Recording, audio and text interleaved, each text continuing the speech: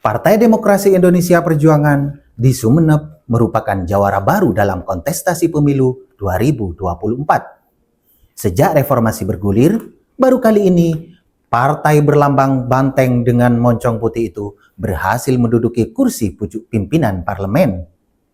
Bagaimana PDIP menakodai lembaga legislatif? Saya Bang Uci, tuan rumah government, bincang-bincang seputar tugas dan wewenang pemerintah. Untuk membahasnya sudah ada di samping saya Ketua DPRD Sumeneb Zainal Arifin. Selamat siang Pak Zainal. Siang Mas. Bagaimana kabarnya Pak Zainal? Alhamdulillah baik. Iya. Pak Zainal, PDIP ini menjadi jawara baru. Tentunya ini menjadi tantangan tersendiri bagi PDIP untuk menjadi nakoda legislatif ke depan. Tanggapan Bapak seperti apa? Bagi saya ini bukan tantangan Mas. Karena memang saya ingin selama menjabat kursi Ketua DPRD sudah ada niat dalam hati saya untuk memperbaiki infrastruktur yang ada di parlemen ini. Ya termasuk juga memperbaiki infrastruktur pelayanan baik di rumah sakit, pendidikan, ekonomi dan sebagainya. Karena hari ini selama sepanjang sejarah PDI Perjuangan baru tahun 2024 inilah menjadi jawara dan menduduki Ketua DPRD. Bagaimana menurut Bapak, apakah sebelumnya belum terbaik atau seperti apa? Belum apa Mas? Belum diperbaiki atau mungkin perlu terus dibenahi atau seperti apa? Kalau menurut saya cukup baik sih Mas, tapi kan perlu yang baik kita lanjutkan, tapi yang kurang baik kita kurangi gitu aja. Iya, Pak, ini terkait dengan PDIP sebagai jawara baru. Apakah di Pilgub kemarin yang juga dimenangkan oleh PDIP, koalisinya bisa kemudian ditarik ke parlemen untuk juga berkoalisi? Saya pastikan itu bisa ditarik ke parlemen Mas. Dan kami punya keyakinan ini tidak hanya koalisi yang mendukung 8 partai kemarin. Kami punya keyakinan P3 bisa bergabung dengan kita. Apa dasar dari keyakinannya Bapak? Saya tidak pernah membeda-bedakan baik partai pendukung maupun non pendukung. Selama ini terbukti pada saat paripurna penetapan calon bupati dan calon wakil bupati justru P3 lah yang kompak datang pertama mendukung paripurna itu sendiri. Itulah. Itu bukti bahwa P3 kami yakin bergabung dengan pemerintah. Itu yang mendasari keyakinan Baik. Bapak ya? Iya. Iya. Ada ungkapan seperti ini Pak. Anggota dewan jangankan beda partai, tapi di internal partai pun kadang tidak sejalan. Nah, bagaimana Bapak untuk kemudian mengkolaborasikan para anggota dewan di legislatif? Saya tidak sependapat dengan itu, Mas. Oh gitu ya. Karena pengalaman saya di PDI Perjuangan, sekali merah tetap merah. Tetap tidak merah. pernah ada perbedaan. Iya, Pak, lebih dalam ini lagi. Baik. Kalau APBD 2025 jumlahnya berapa sih Pak? Kurang lebih sekitar 2,4 atau 2,5 Mas. 2,4 Iya. atau 2,5 itu belanjanya ya? Belanjanya sekitar 2,6 sih. 2,6. Iya. Itu berarti Kita defisit. oh, defisitnya. Iya. Defisitnya berapa? 245 Iya, miliar. Iya, sekitar 200 sampai 230 miliaran lah defisit kita. Itu nanti ditutupi dari apa defisitnya, Pak? Ya pasti ada solusi Mas. Gitu ya. Iya, tidak semuanya harus kita pelorkan di forum ini. Oh gitu. Iya. Ya, dari anggaran APBD 2025, apa sih Pak yang menjadi prioritas dari Dewan? Dari kemarin-kemarin itu kita memprioritaskan di bidang pendidikan dan di bidang pendidikan dan kesehatan. Tapi kami yakin untuk tahun 2025 ini dan 2026 mendatang infrastruktur menjadi bagian program prioritas kami. Karena khawatir jalan di pelosok penghubung antar kecamatan itu sudah semakin banyak yang rusak. Kami yakin itu disetujui oleh bupati kita.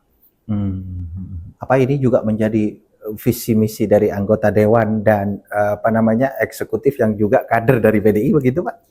Tadi di akhir penghujung sambutan saya di paripurna sudah sampaikan kalau bupati ingin membangun Sumeneb, DPRD akan mendukung. Gitu ya. Iya. Ya ini kan tentunya pola komunikasinya akan lebih mudah ya, karena di eksekutif bupatinya itu juga dari kader PDI, begitu kira-kira Iya, ya. karena kita nggak sulit. Mau ketemu bupati, kita nggak sulit. Dan setiap saat kita by phone tidak pernah tidak diangkat oleh bupati. Karena mungkin sama-sama merahnya, Mas. Oh gitu ya. Iya. Jadi semakin memudahkan untuk realisasi program yang dicanangkan bersama ke depan ya. Pasti. Iya. Harapan kepada bupati ke depan seperti apa, Pak? Harapan apa itu, Mas? Harapan terkait dengan pembangunan Sumeneb agar menyentuh kepada masyarakat.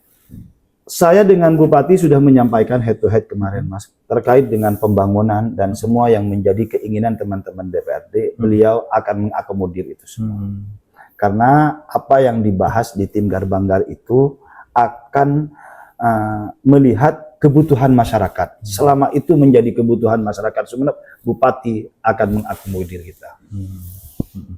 Mungkin ada target tersendiri Pak untuk periode yang akan mendatang juga akan dimenangkan oleh PDI, target tersendiri? Saya tidak berbicara target, Mas. Ya. 2024 PDI itu menang bukan karena target. Tapi saya yakin itu merupakan kepercayaan masyarakat kepada PDI Perjuangan. Dan kami yakin 2029 mendatang, kami yakin, hakul yakin masyarakat Sumeneb akan memilih PDI Perjuangan. Gitu ya. Terkait dengan hiruk pikuk lelang jabatan sekda. Oh gitu. Pendapat Bapak seperti apa? Kalau soal lelang jabatan sekda itu harus memenuhi kriteria, Mas. Ada 10 syarat yang harus dipenuhi. Dan itu bukan hak kami, tapi yang harus diusulkan dari kita itu harus memenuhi 10 syarat itu.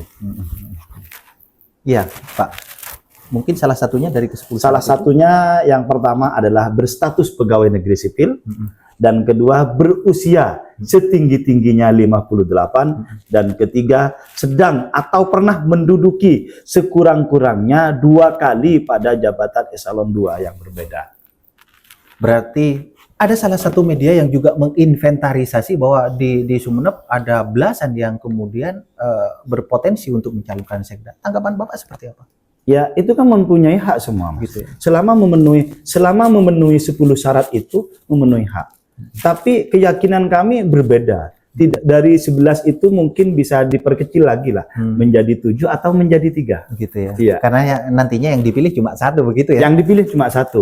Dan di antara 11 yang hiruk pikuk yang telah dibicarakan di media sosial itu, semuanya mempunyai hak. Semua mempunyai hak. Tapi kita pasti ada penilaian tertentu untuk diusulkan. Iya. Ini yang terakhir Pak, mungkin ada yang ingin disampaikan mengenai anggaran atau kewenangan dari legislatif itu sendiri seperti apa? Silakan. Saya Zainal Arifin, Ketua DPRD Sumeneb, berharap semua apa yang menjadi kebutuhan masyarakat Sumeneb, kami akan berjuang untuk mengakomodir baik di infrastruktur, jalan maupun soal kesehatan.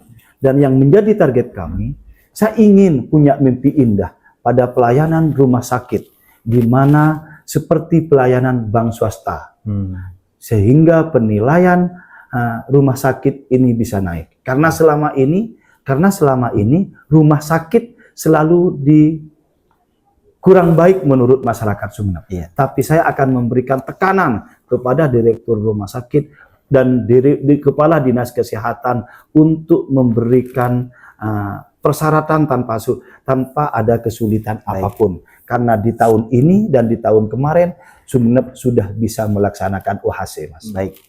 Terima kasih waktunya, Pak. Terima kasih sama-sama, Mas. Pemirsa, itulah tadi bincang-bincang dengan Ketua DPRD Sumeneb Zainal Arifin. Kita berjumpa lagi di lain kesempatan, tentunya tetap di Government. Bincang-bincang seputar tugas dan wewenang pemerintah. Sampai jumpa.